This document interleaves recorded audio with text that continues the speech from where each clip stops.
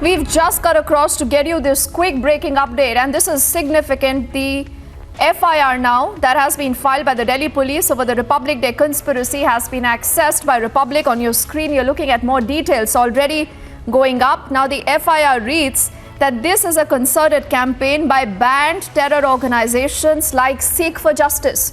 So it speaks about Seek for Justice to disrupt the Republic Day national ceremony and precipitate unlawful acts in the name of the ongoing farmer protest. It also goes on to say that the Seek for Justice had announced cash rewards for anyone hoisting seditious flag at the India Gate, it say, on the 26th of January 2021. So clearly remember, the conspiracy is not just getting deeper, it's also getting more sinister. I've just read details that have come in of this FIR that have been accessed by Republic. This is about the entire probe into the violence on Republic Day, and the FIR talks about the Seek for Justice that is planning to disrupt the Republic Day ceremony. It also goes on to say that the SFJ had announced cash rewards for anyone hoisting the seditious flag at India Gate on the 26th of January 2021. In fact, that is just not it. We'll try to put out that copy also on our screens and get you more live updates on this. Now, I am just reading from the FIR. It goes on to say that during social media monitoring, it's been observed that there is a concerted campaign by the banned terror organizations like the Seek for Justice to disrupt the Republic Day national ceremony and precipitate unlawful acts in the name of the ongoing farmer protest. Then it does mention that the banned terror organization had, through multiple websites, also made provocative and seditious appeals to people to file petitions in international forums like the UN to fulfill their seditious agenda in the garb of farmers' protest. So this is big, and this is getting significant.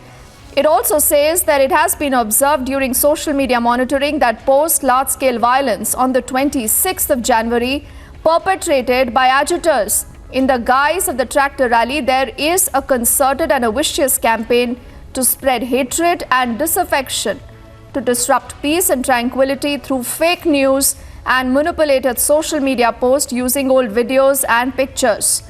So much of this, viewers, is what has been in the public domain, the details of which now also have been accessed by Republic. And I think the conspiracy only becomes not just deeper, but extremely dangerous from here on. And as I said, almost with every passing hour, you have the police looking at more incriminating evidence, looking at more characters that are put into the entire story. Shavan is reporting on that story. Shavan, this is huge and this is extremely significant. For the first time, you're looking at the FIR details that have been accessed by you. I want you to quickly highlight what, according to you, are the top headlines out of this FIR.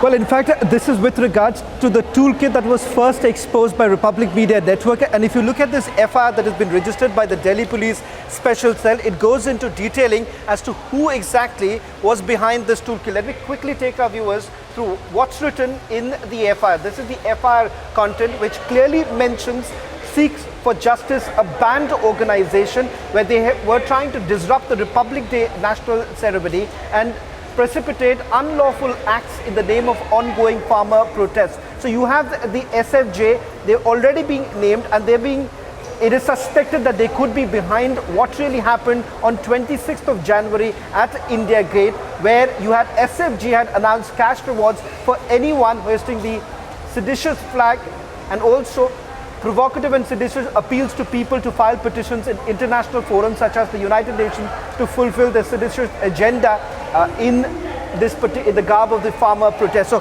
clearly, as far as the SFJ is concerned, they've been named in the FIR. Let's also go to the other part of the FIR, which basically puts out details of the toolkit. And this is where you have all the details as to who exactly was behind this entire toolkit that was created and was put out by Greta Thunberg, something that was exposed by the Republic Media Network. Clearly, it's written here that the document contains a detailed plan by the title Global Day of Action, Protesting for Farmers on India's Republic Day, January 26, 2021. The documents contain in bolded toolkits also planned activities for 4th and 5th of February 2021 in the form of a Twitter storm, as well as on-ground action on 13th and 14th February. There is a call for economic warfare against India and certain Indian companies. Their assets in India and outside are to be made the targets for physical as well as coordinated actions. There is also a call to protest specifically outside the Indian embassies and target symbols linked to Indian culture as yoga and chai. The document specifically mentions targeting certain regions of India to instigate enmity and divide. Now, to put this into perspective also, Deepthi, you're talking about two very important dates, 4th and 5th of February. Put this in context as far as those WhatsApp conversations that took place, the alleged WhatsApp conversations between Disha Ravi and, for that matter, Greta Thunberg. And that's where around 9:25 in the evening, when there was this Twitter storm exposing Greta Thunberg and also talking about the toolkit, they're essentially talking about the fact that they should deactivate the social accounts because somewhere down the line, Disha Ravi fears that UAPA charges could be levied. Now, what is the reason? Because this is with regards to the first toolkit. The first toolkit spoke about certain Indian companies, the fact that these Indian companies should be targeted, and in the FIR there is a mention of the same, where you're talking about how these Indian companies and their assets in India and outside would be made the targets. What's very interesting is that after that toolkit was removed, then you've had another edited toolkit that was basically put out. Now, that edited toolkit did not find a single mention of these Indian companies that were basically being referred to. Oh, absolutely. And Shravan, this is big, very significant. Republic, the first channel to put its hands on that FIR.